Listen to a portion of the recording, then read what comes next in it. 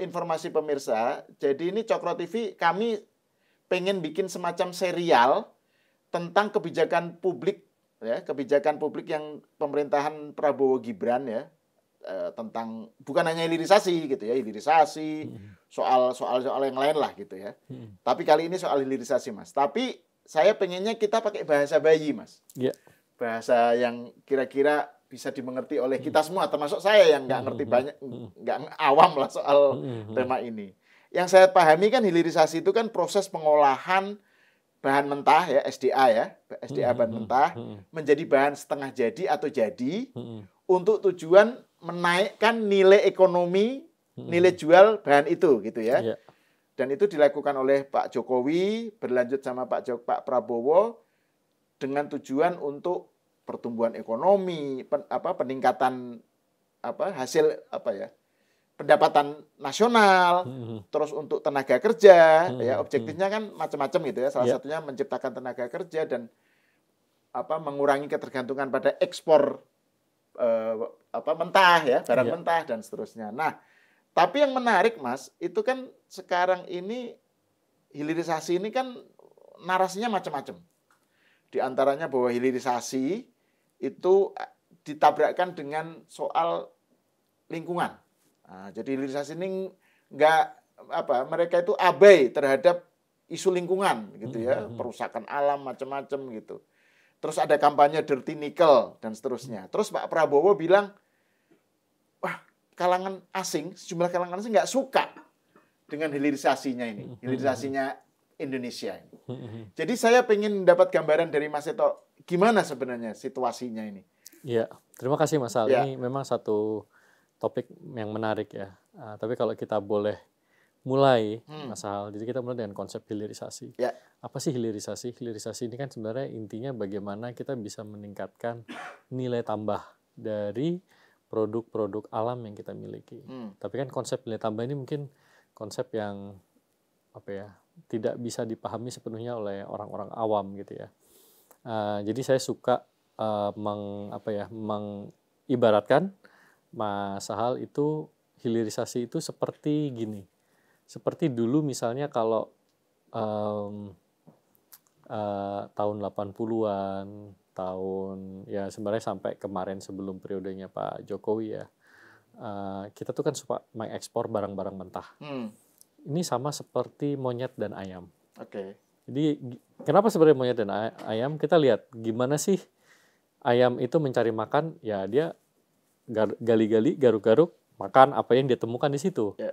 Monyet dia ngambil buah langsung dimakan gitu ya. Nah, inilah yang sebenarnya kita mau rubah. Cukuplah kita tadi apa yang kita ambil alam langsung diekspor atau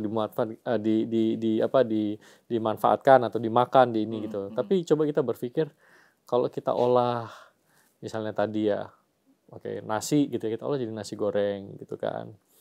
Terus misalnya tadi buah gitu kan, kita mungkin bisa olah jadi manisan, jadi ini gitu, jadi bisa lebih tahan lama segala macam kan. Ini nilai tambahnya bisa lebih tinggi gitu. Jadi itu sebenarnya konsepnya. Jadi bagaimana kita tuh bisa meningkatkan nilai tambah dari produk-produk yang kita miliki. Nah ini nanti mungkin ada satu hal yang juga perlu dipahami, terutama juga ini dari sisi pemerintah ya, bahwa tidak semua pemrosesan lebih lanjut itu menghasilkan nilai tambah yang atraktif gitu. Okay. Jadi kita juga harus memilih, kita hilirisasinya kemana nih, kita berhenti di mana gitu. Dan kalau kita mau lanjut apa strateginya? Karena ini beda-beda. Tadi yang kritiknya Pak Faisal ya tentang misalnya pendalaman industri. Pak Faisal Basri ya. Ya, Pak Faisal almarhum Pak Faisal Basri. Iya, nanti soal pendalaman industri gitu. Nah, itu juga cukup kompleks sebenarnya. Jadi tapi nanti kita cerita yang tadi. Jadi intinya hilirisasi itu adalah bagaimana kita meningkatkan nilai tambah. Tadi ya gambarannya ya, tadinya kalau kita makan buah langsung gitu atau ayam kita gali-gali kan sama kayak nambang. Gali-gali ekspor, ekspor gitu kan. Ini kan sama kayak ya kalau kita sebelumnya ini dulu saya ingat ada satu profesor ITB, Prof. Saswinandi bilang ya ini mindset ekonomi ayam dan monyet gitu. Kenapa? Ya tadi logikanya gitu. Jadi menurut saya ini satu logika yang tepat untuk menggambarkan bagaimana pola pikir kita sebelum hilirisasi ini kita jalankan. Nah, sekarang hilirisasi ini udah berjalan, kita mulai dengan nikel gitu ya.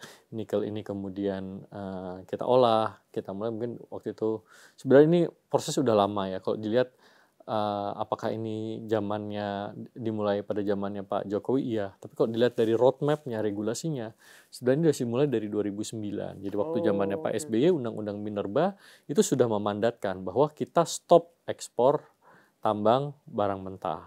Dan itu mulai berlaku kalau nggak salah 2009 dikeluarkan Undang-Undang 2014 itu mulai diberlakukan. Jadi itu yang kemudian saya kira ya benar ini dimulai program ini dimulai zamannya Pak Jokowi, tapi kalau kita tarik sebenarnya ini adalah bagian proses yang berkelanjutan dimulai dari zamannya Pak SBY, kemudian dilanjutkan oleh Pak Jokowi dalam hal eksekusi program dan sekarang oleh Pak Prabowo, Pak Presiden ya didorong lagi untuk hilirisasi ini. Jadi dan yang disebut barang mentah itu selain nikel kan banyak juga Mas ya? Banyak. Ada berapa? 28 atau iya, berapa? banyak sekali. Kita kan kaya sekali kan. Jadi kalau kita ngomong mineral ya, Mas Sahal ya, kita punya tembaga, kita punya bauksit gitu ya. Kita punya timah, kita punya kobalt, segala macam. Itu mineral-mineral yang dibutuhkan untuk teknologi masa depan. Apa teknologi masa depan itu? Ya contohnya tadi mobil listrik, baterai listrik, energi terbarukan, solar, wind segala macam gitu. Jadi sebenarnya kita memiliki modal strategis gitu ya yang bisa kita manfaatkan. Kita udah mulai dari nikel, nah ini sekarang kita dorong ekosistemnya. Jadi sebenarnya seperti itu. Kalau kita ngomong bagaimana dampak segala macam, oke yang kelihatan kan ekspor ya. Ekspornya naik signifikan dan ketika ekspornya naik signifikan itu cadangan devisa kita juga lebih besar. Tapi kalau kita lihat di lapangan, misalnya kayak di Morowali, di WDB gitu ya, di beberapa daerah lain di Sulawesi, di Pulau Obi ya. Ya memang penciptaan lapangan kerjanya juga cukup besar gitu. Yang kita mungkin dulu tidak membayangkan di daerah-daerah remote area terpencil tersebut bisa menjadi pusat-pusat industri yang mempunyai peran yang signifikan di pasar internasional gitu. Jadi saya kira itu. Misalnya terkait dengan soal lapangan kerja ya Mas ya, ini kan salah satu tujuan yang ingin dicapai dengan adanya hilirisasi kan menciptakan lapangan kerja. Itu kan ada sejumlah video, saya nggak tahu video yang bikin siapa itu ya, tentang bagaimana di daerah-daerah tertentu yang menjadi tempat hilirisasi itu masyarakat sekitarnya kok kondisi ekonominya nggak berubah gitu misalnya. Itu gimana jadi gini ya, menjelaskannya? Betul kan ada video-video begitu ya? Iya, kalau nggak berubah sih kalau saya rasa nggak. Gini kan kita juga harus melihat berdasarkan kita lihat data indikator makro, kita lihat ke lapangan segala macam ya. Contohnya kayak di Morowali gitu ya. Di Morowali saya kira kalau dilihat di sekitaran kawasan industri itu bagaimana sektor UMKM ya, terutama sektor akomodasi, makanan, minuman itu tumbuh signifikan. Jadi kita ada data dan penelitiannya kalau daerah-daerah yang menjadi pusat hilirisasi ini pertumbuhan sektor makanan, minuman, akomodasi itu tumbuh cukup pesat, jauh di atas rata-rata nasional ya. Jadi itu untuk menunjukkan bahwa ini UMKM-nya juga tumbuh. Nah, tapi gini, kita juga tidak bisa menutup mata. Ada masalah-masalah gitu yang muncul. Misalnya kayak di Morowali gitu ya. Masalah di Morowali ini kan kawasan industri pusat nikel pertama dulu yang kita bangun gitu ya. Pertama nih di daerah ini. Apa masalahnya? Kita nggak membayangkan bahwa ini akan sebesar ini. Jumlah direct employment di Morowali sekarang di IMIP itu saya kira udah lebih dari 100.000 orang. Kalau kita tambah yang indirect-nya ya, supporting activities-nya segala macam, saya kira sampai 300.000 itu bukan angka yang mustahil gitu. Itu berapa smelter itu? Cukup banyak di sana, cukup banyak. Mungkin kalau saya lihat hampir sekitar 35-40% ekspor nikel Indonesia berasal dari wilayah Morowali ini. Nah, tapi apa kemudian karena terjadi ledakan populasi tersebut, daya dukung wilayah, daya dukung kawasannya tidak disiapkan dengan baik gitu ya. Jadi akhirnya ya kelihatan banyak rumah-rumah yang berdempet-dempetan gitu segala macam, ada muncul isu sampah segala macam. Nah, ini yang memang kita jadikan ini pelajaran untuk pengembangan di kawasan industri yang lain. Kayak di WDB, di OBI segala macam, mereka udah improve lah Bagaimana Oke. kemudian mereka mengatasi soal penambahan jumlah pekerja. Ya, jadi ini saya kira satu hal yang memang kita juga belajar gitu kan. Oke. Oh, ini tadi ada masalah ini.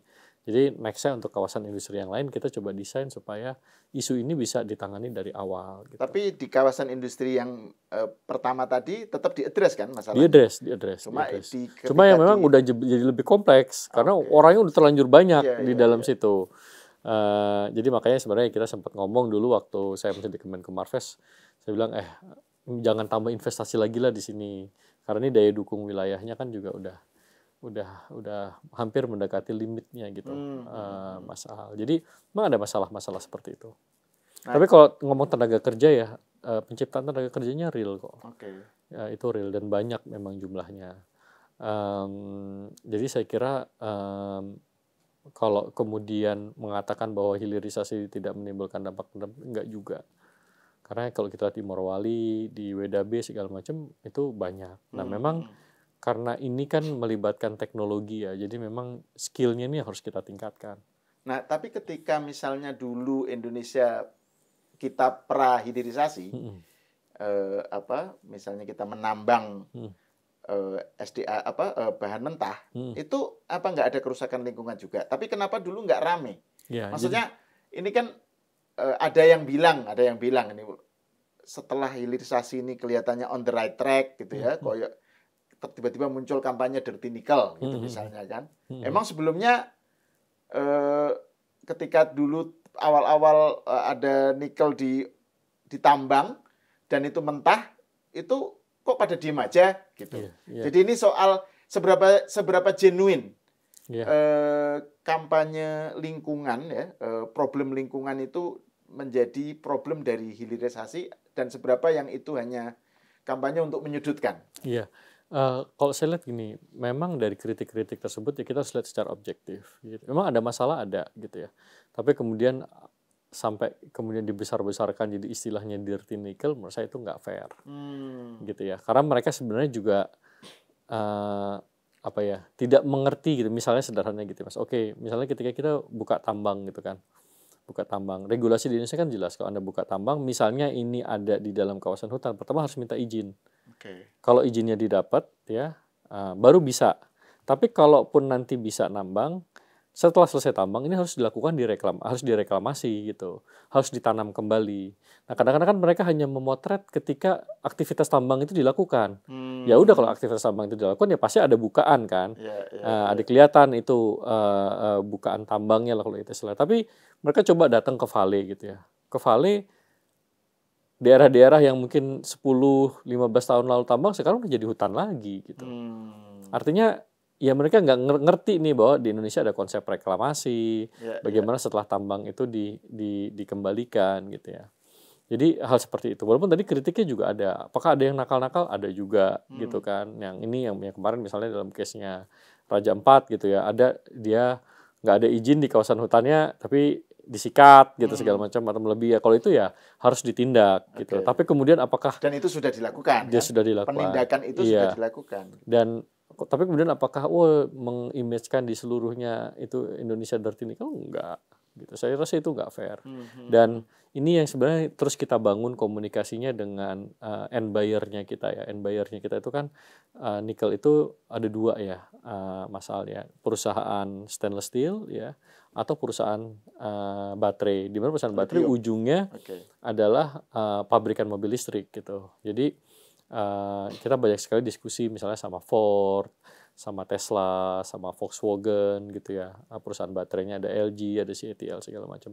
Bagaimana kita membangun komunikasi ini? Kita juga pengen kan mereka juga kadang-kadang kalau government yang enforce regulation-nya itu kan mereka kalau di dunia internasional tuh nganggap ini kan karena pemerintah aja, Anda mau mendefense industri Anda kan, gitu ada persepsi. Tapi kalau kita kerjasama sama end buyer-nya bilang, saya ngecek sendiri kok gitu. Saya sebelum beli nikel ini saya ngecek sendiri. Misal kayak Tesla gitu ya.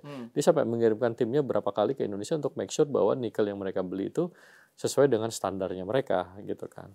Jadi kita dorong juga end buyer ini untuk ya Anda cek langsung aja. Lihat sendirilah gitu kan. Jadi jangan hanya sekedar mendengarkan NGO gitu yang nyerang-nyerang gitu. Nah, itu mereka lakukan dan sekarang mereka juga meminta adanya misalnya ada sertifikasi ESG gitu ya dari pihak ketiga gitu.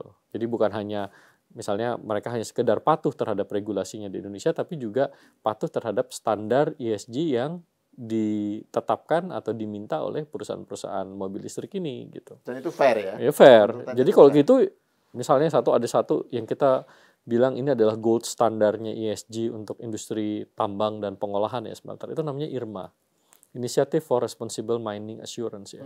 Ini satu standar sertifikasi yang kita sebutnya ini gold class.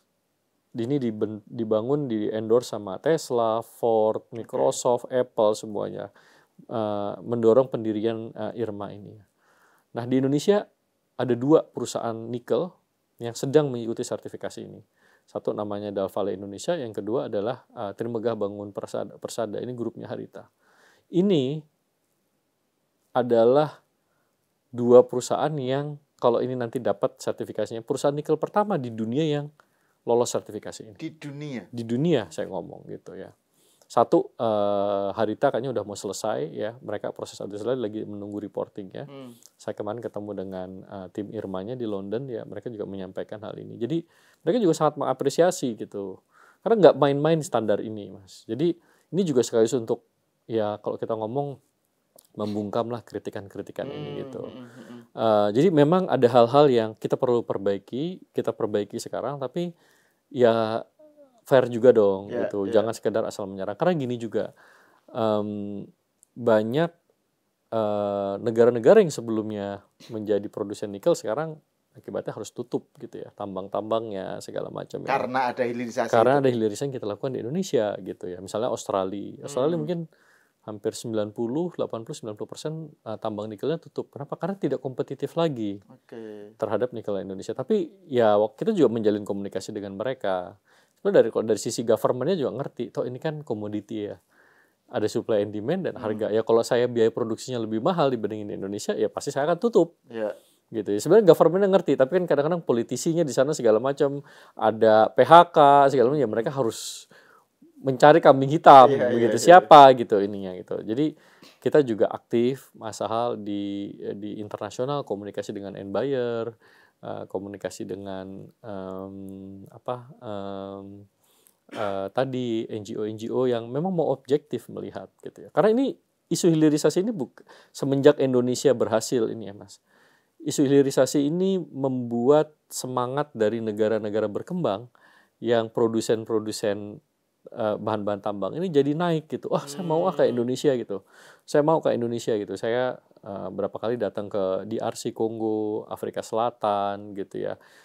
Kemarin saya ketemu dengan Chile gitu ya. Mereka pengen tahu gimana sih Indonesia bisa gini. Jadi ini membangkitkan semangat buat negara-negara berkembang. Saya bisa gitu. Ternyata bisa toh gitu bisa ya. gitu. Ini bisa, ini begini-begini gitu. Nah, jadi cuma kan ya akhirnya gini, negara-negara maju yang biasa tadinya dia adalah pembeli dari bahan mentah ini kok tiba-tiba kok sekarang nggak bisa. Jadi ada menimbulkan nervous juga gitu ya. Akhirnya apa yang muncul?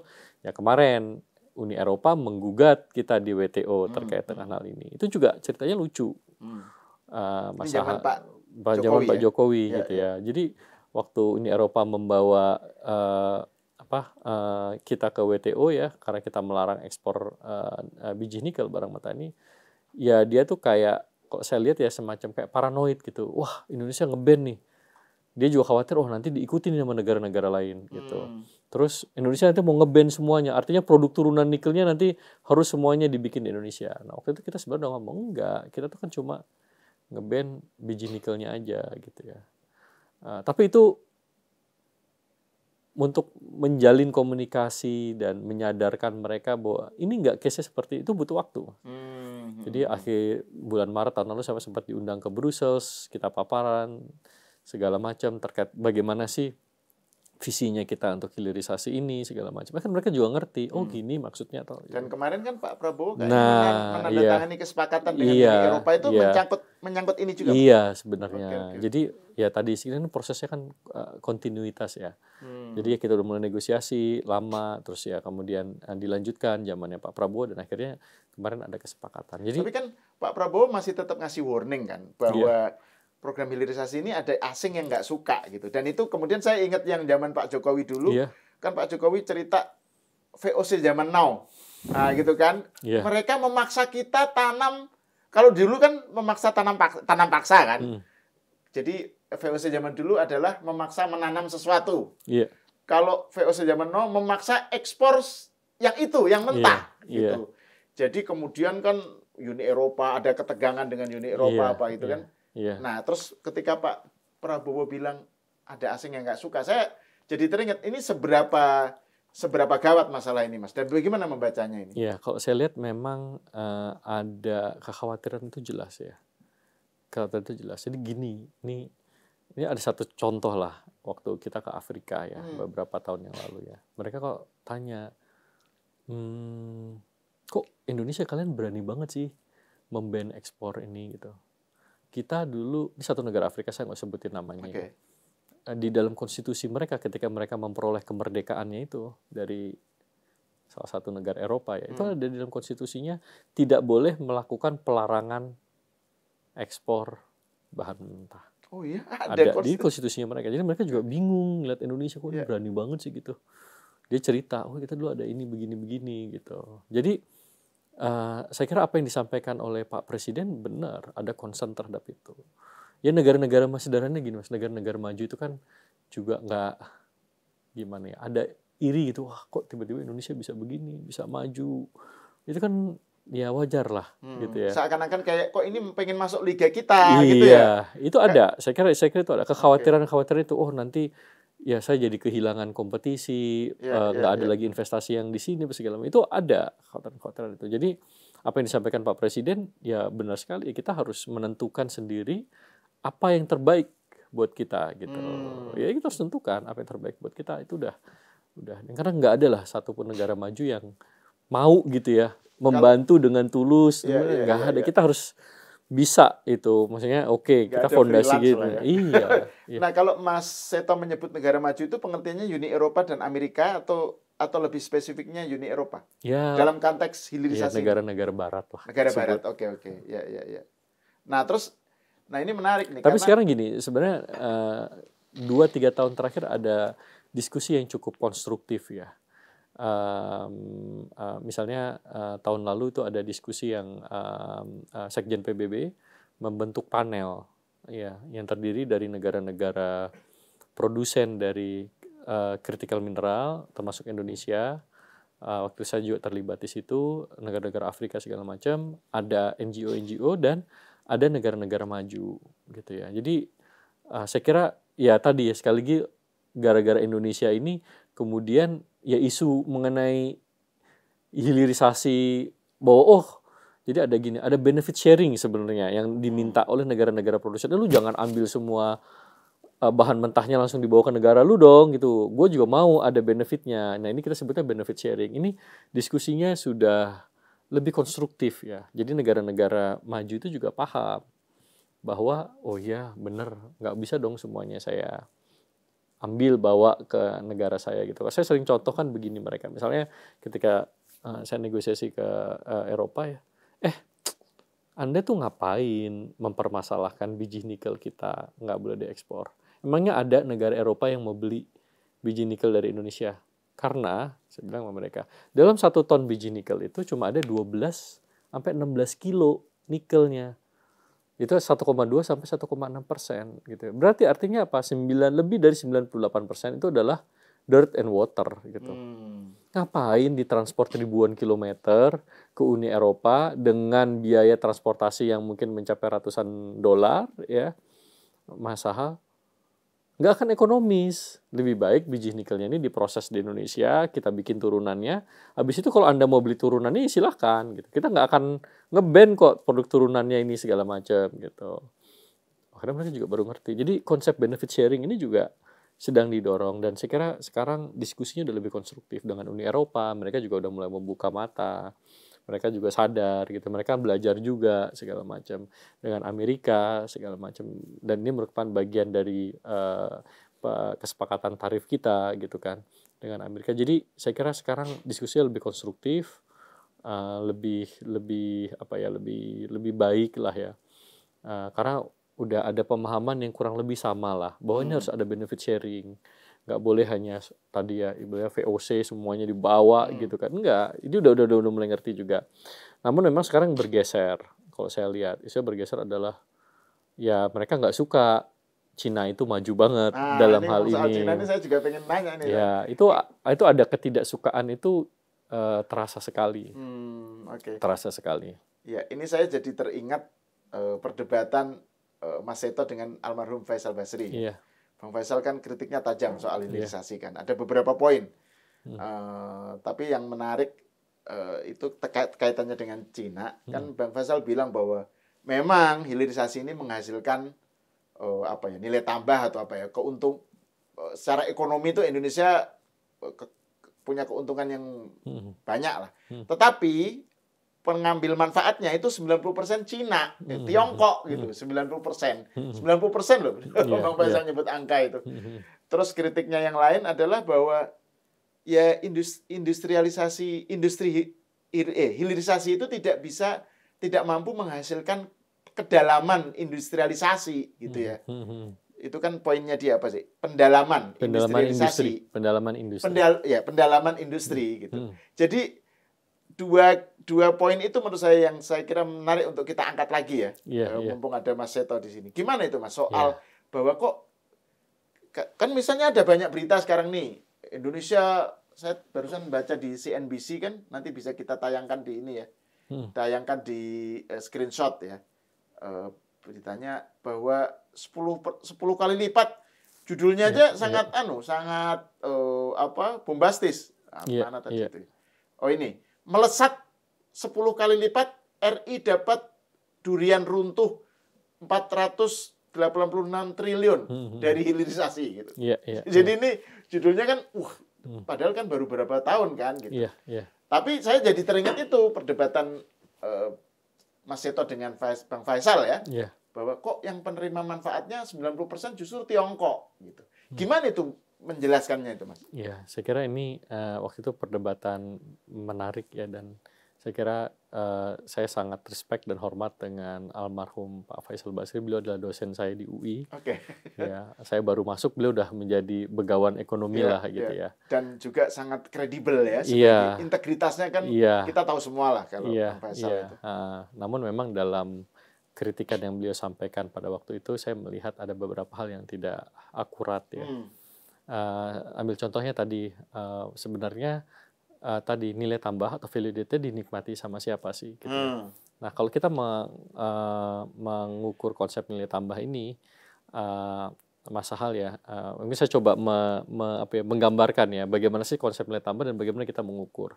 Jadi kan sebenarnya kalau kita punya biji nikel, ini kan biji nikelnya ini kita kirim ke Tiongkok 100% dalam bentuk biji nikel, maka ketika biji nikel ini diproses menjadi besi baja, seluruh manfaat nilai tambahnya diperoleh di Tiongkok, gitu kan?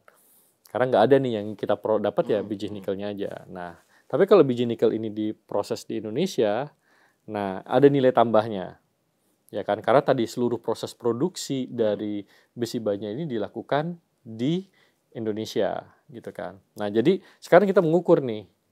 Ya, jelas kalau kita nggak usah bandingin lah, kalau ini diekspor ke Tiongkok udah pasti 100% itu dinikmati oleh Tiongkok. Kita 0, kita 100%. Nah, argumennya almarhum Pak Faisal adalah, oh ini ternyata kita bikin di Indonesia tapi 90% itu dinikmati oleh Tiongkok gitu. Nah, bagaimana kita mengukur? Nah, mengukurnya sederhana. Jadi kalau kita memproses biji nikel ini menjadi besi baja, sumber daya apa aja yang kita keluarkan untuk itu? Misalnya kan kita butuh listriknya dari batu bara. Oh, kita cek batu baranya dari mana? Batu bara dari Indonesia. Tenaga kerja dari mana? Tenaga kerja dari Indonesia gitu ya. Oke, ada mesin-mesin, equipment apa segala macam gitu ya. Oh, ada sebagian yang kita harus impor dari Tiongkok, ada sebagian misalnya untuk konstruksi sipilnya kita bisa dari Indonesia. Kita hitung yang dari Tiongkok berapa, yang dari Indonesia berapa gitu. Nah, waktu itu analisis saya membuktikan bahwa kita ambil data dari perusahaan-perusahaan yang melakukan hilirisasi ini, harusnya lebih dari, saya agak lupa angkanya, tapi lebih dari 54% itu benefitnya dinikmati Indonesia.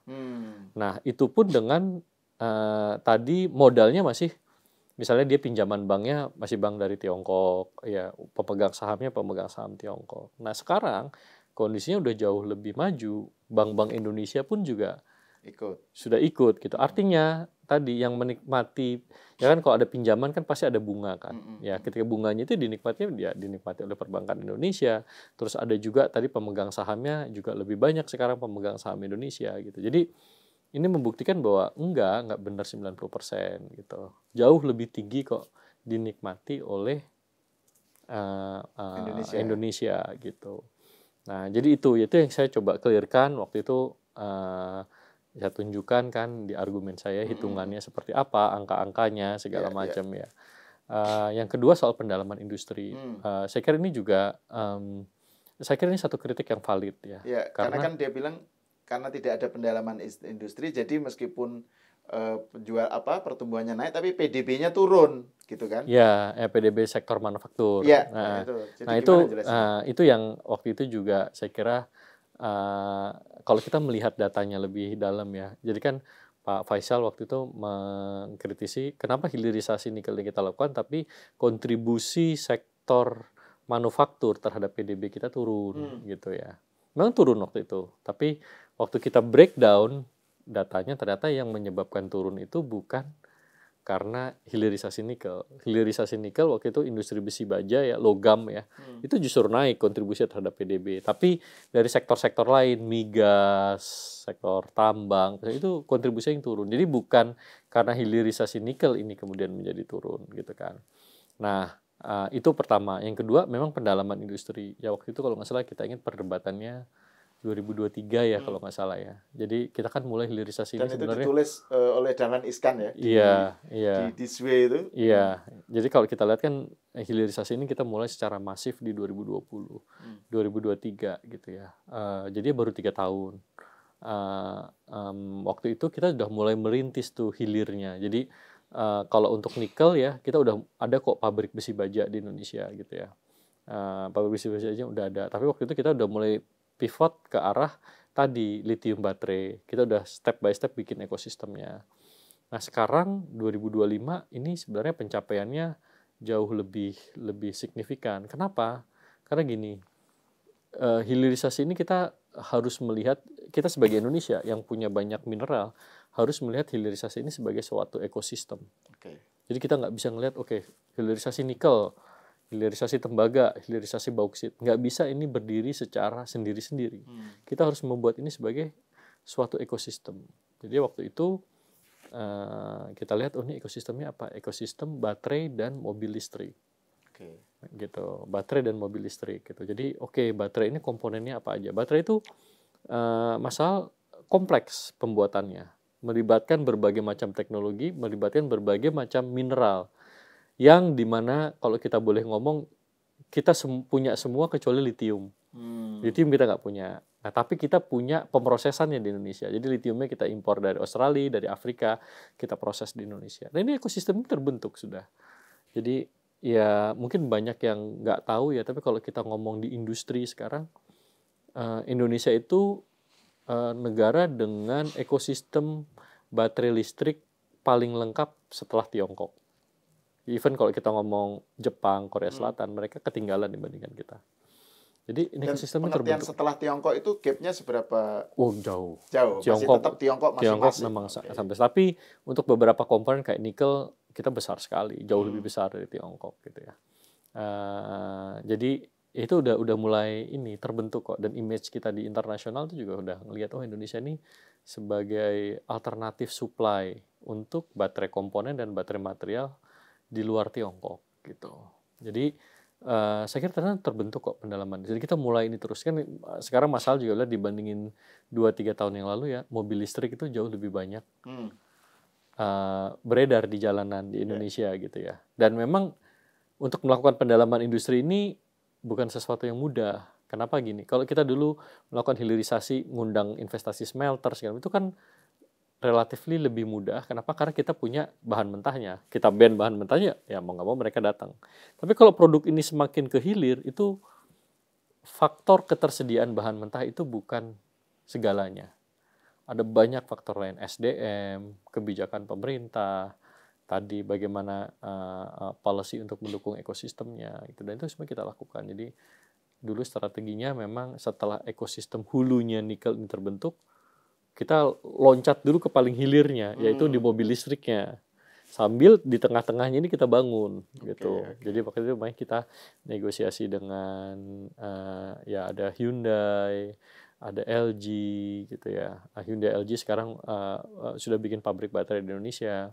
Terus BYD segala macam ya kita bawa masuk ke Indonesia gitu. Dan sekarang ekosistem baterainya ini yang kita bentuk bukan hanya ekosistem baterai nikel. Jadi ekosistem baterai LFP yang non nikel pun kita bentuk di Indonesia. Karena itu bukan hal yang sulit gitu. Jadi kita punya dua teknologi yang memang sekarang komplement di dunia ini gitu. Nah, itu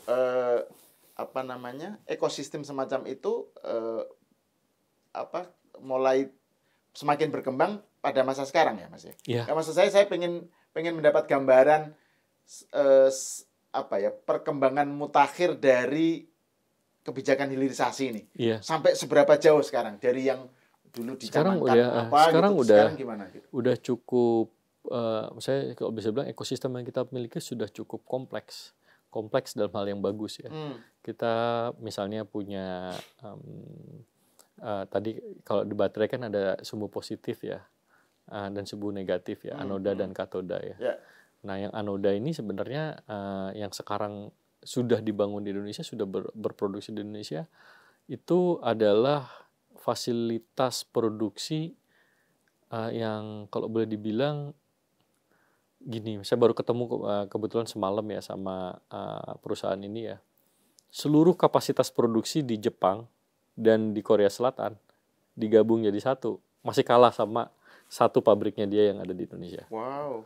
Okay. Jadi ini sekarang jadi satu pabrik yang banyak mengekspor ke Amerika. Gitu. Jadi gambarannya seperti itu.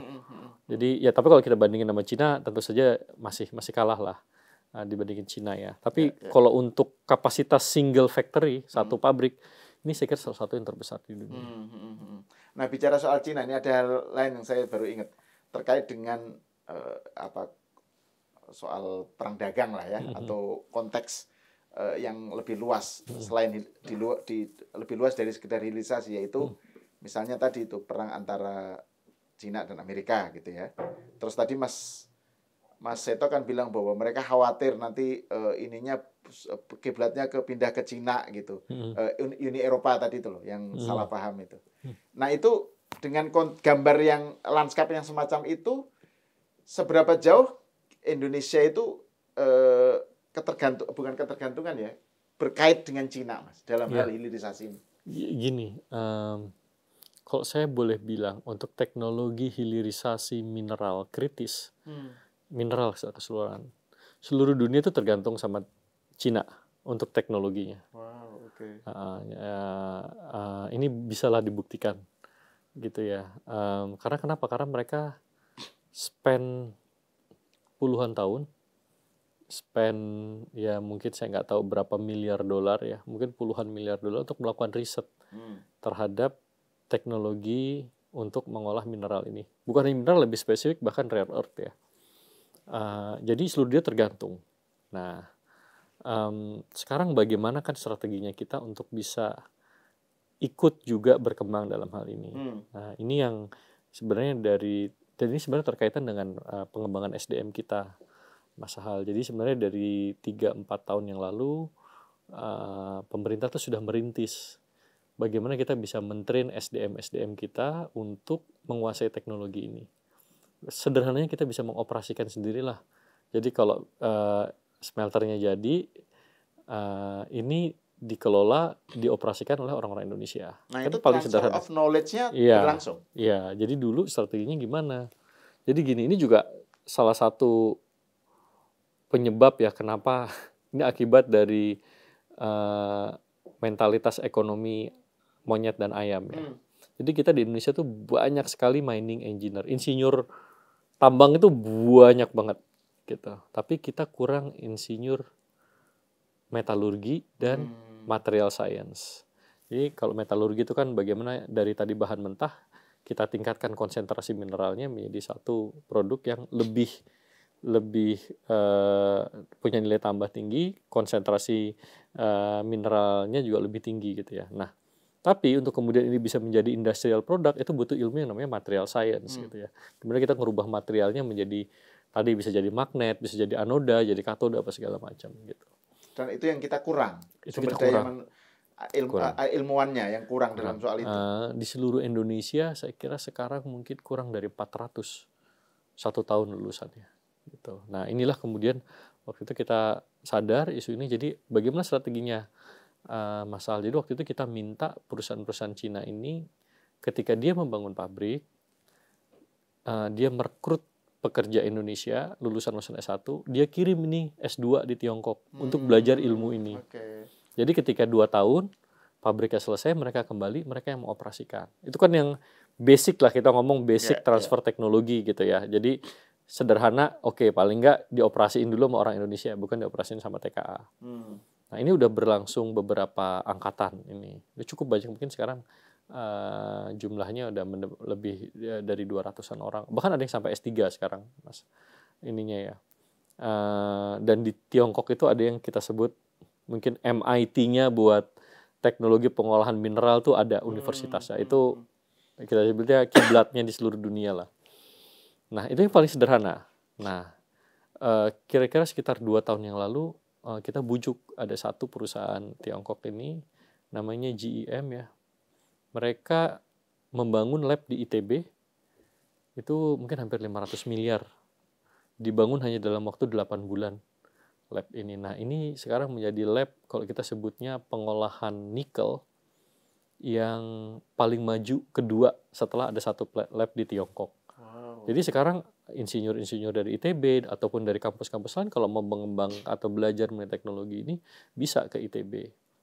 Dan itu juga ada profesor-profesor yang kita juga undang datang ke situ. Jadi ini yang tahap keduanya. Bagaimana kita juga bisa mengembangkan teknologinya atau bahkan kemudian bisa membuat terobosan baru dan akhirnya patennya juga bisa kita daftarkan di Indonesia gitu. Jadi ini akhirnya nanti jadi teknologi Indonesia gitu. Cuma kan Cina nggak merasa terancam in the long run sih. Kan maksudnya apa kepentingan Cina untuk merelakan Indonesia mendapatkan transfer of knowledge atau apa dari tadi itu dari proses yang itu, Mas? Ya, so far sih mereka cukup terbuka gitu ya.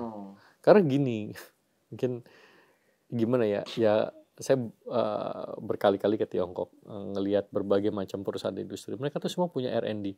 Even perusahaan furniture itu punya R&D.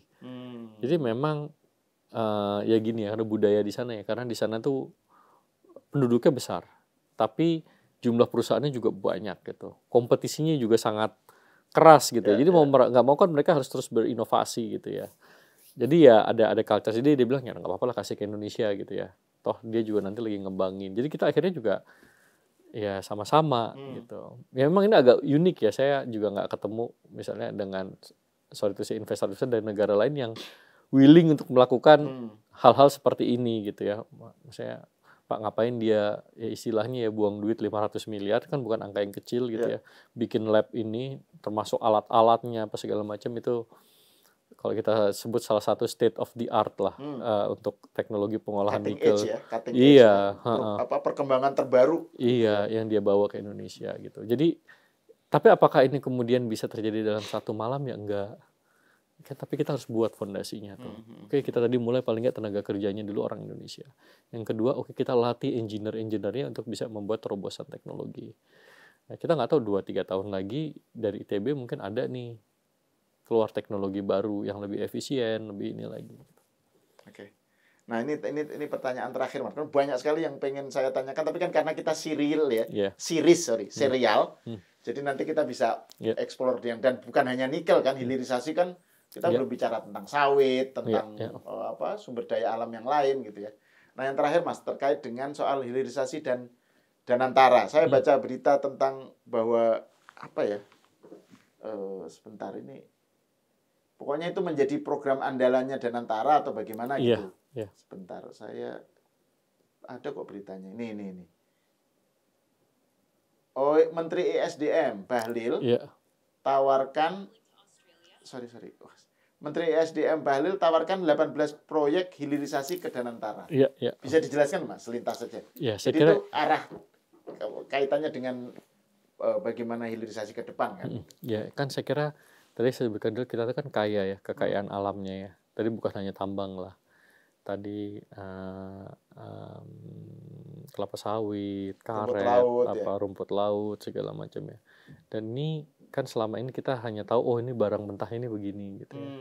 Nah inilah saya kira yang dilakukan oleh Pak Bahlil. Dia juga sudah melakukan riset bagaimana sih sebenarnya produk hilirnya, bagaimana nilai tambahnya. Nah untuk mengembangkan hilirisasi seperti ini kan saya kira kita butuh beberapa resources ya. Saya kira dengan Danantara saya kira aspek dari segi modal pendanaan ada. Tapi kita juga butuh nanti partner dalam hal teknologi gitu. Kalau kita belum punya, ya kita harus cari partner nih. Nah, tapi kan ya kita nggak mungkin datang dengan tangan kosong. Kalau tangan kosong dia bilang ya jangan modal dengkul aja gitu kan. Nah, dengan adanya Danantara ini kan kita punya negotiating power yang lebih besar dong. Masalah kita punya tadi bahan mentahnya, kita punya capital untuk tadi membiayai proyek hilirisasinya, tapi kita juga punya yang paling penting juga SDM. Ya kan, yang kompeten untuk ini gitu. Jadi saya kira ini penting ya, dan Danantara akan memainkan peran yang krusial gitu ya. Saya kira satu faktor yang penting adalah bagaimana tadi memahami pohon industri ya. Kalau tadi yang Pak almarhum Faisal Basri ada bagaimana pendalaman industri ini dilakukan. Jadi kalau itu memang analisisnya kemudian harus komprehensif. Jadi dalam tahap 1 kita berhenti di mana dulu nih, gitu. Apakah kita akan linier gitu ya? Ngikutin hilirisasinya step by step atau kita perlu loncat dulu gitu. Kita langsung aja ke hilirnya nih, kita undang gitu ini. Kayak tadi misalnya strateginya kita dalam hal ekosistem baterai dan mobil listrik. Kita bikin smelter nikelnya jadi udah besar. Kita loncat dulu lah ke hilirnya gitu ya. Kita undang dulu nih pabrikan-pabrikan mobil listrik gitu. Sambil kemudian ya kita dari hilir naik ke atas, dari hulu turun kita nanti ketemu di tengah-tengah. Ini masing-masing komoditas, masing-masing bahan mentah punya karakteristik yang berbeda-beda. Ini yang nanti mungkin perlu diriset secara mendalam. Dan ini trajektorinya sudah dirumuskan, Mas? Iya, harusnya sudah. Oke. Sudah. Dan itu artinya berarti dengan adanya Danantara itu artinya realisasi dari trajektori tadi itu juga peluangnya besar ya? Harusnya dengan modal yang kuat ini kita bisa start lebih baik dibandingkan dulu kita mulai di 2020 ya, kita mulai hilirisasi nikel ini secara masif. Harusnya kita bisa punya start, dan karena kita udah pengalaman nikel ini kan. Ya. Nikel ini yang termasuk istilahnya tuh pilot project-nya ya? Iya, pionir lah. Pionirnya hilirisasi. Oke. Nah ini pertanyaan terakhir Mas. Apa yang menurut Mas Seto perlu, kalau ada kekhawatiran tentang proyek ini, kan tadi gambarnya optimis dan ya semoga aja kita on the right track lah ya. Dan kalau lihat dari berita-berita kan memang perolehan yang didapat oleh Indonesia itu kan memang besar gitu. Tapi ada nggak sesuatu yang menurut Anda itu wah ini menjadi sumber dari concern nih soal hilirisasi ini? Soal pelaksanaannya atau bagaimana gitu secara umum. Jadi kalau dulu ya, ini saya sering mengibaratkan gini, kalau dulu kita mulai hilirisasi nikel itu kita tuh berjalan kan sambil meraba-raba gitu ya. Ini turunannya kayak gimana, ini kayak gitu. Jadi saya tuh sering mengibaratkan itu kayak dulu kita tuh lari maraton gitu ya. Waktu melakukan hilirisasi nikel ini kita lari maraton di jalan tol gitu ya, sambil baca peta. Peta ini kan gimana nih arah pohon industrinya gitu ya. Sambil kita ngeliat-liat jangan sampai ditabrak bus nih ya kan. Nah, jadi saya kira dengan pengalaman yang nikel ini kita lakukan ya kan. Saya kira paling penting itu adalah bagaimana kita memahami pohon industrinya. Nah, dengan pohon industri ini kita bisa identifikasi strength kita tuh di mana. Nah, bagaimana kita bisa mulainya gitu. Dan tadi perhitungan nilai tambahnya itu penting gitu. Karena gini, kalau proyeknya nggak visible ya kita mau dorong bagaimanapun saya kira nanti hilirisasinya juga akan berat. Gitu. Hmm. Jadi ini kita juga perlu memahami pohon industrinya, bagaimana keekonomian, Ya. segala macam itu harus Dan pohon dipelajari secara industri detail. tiap Komoditas produk tuh beda-beda. tiap komoditas beda-beda. Ya? Beda-beda. Jadi mungkin nanti kita perlu memfokuskan dari 18 itu prioritasnya mana, kenapa kemudian ini menjadi prioritas gitu ya. Terus bagaimana tadi ya partner kita untuk teknologi, partner kita untuk aspek-aspek yang lain, segala macam itu perlu dipertimbangkan secara baik. Saya kira apa yang sudah disampaikan ke Danantara dari Pak Menteri SDM itu sudah sangat bagus ya. Udah ada konsep besar perencanaannya seperti ini.